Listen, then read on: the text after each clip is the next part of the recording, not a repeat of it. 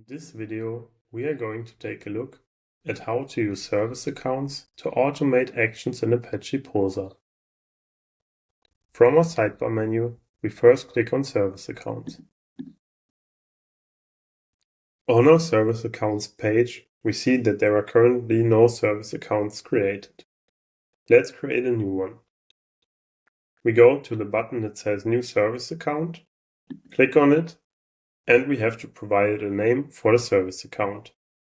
It's good to always use a descriptive name that allows you to identify why you are using the service account. As an example, you might want to say that this is part of your CI/CD pipeline, and so we call it CI/CD runner. Now we click on Confirm.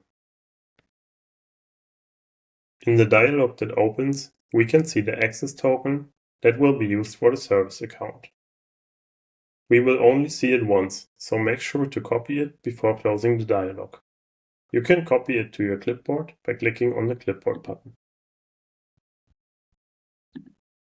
Now let's use our service account to actually make a request. In my terminal, I will use the users route to retrieve all the current users inside of Streamvisor. To authenticate using my service account, we have to pass in a header with the authorization bearer and the token that we just saved from the dialog. So I'll just copy it here.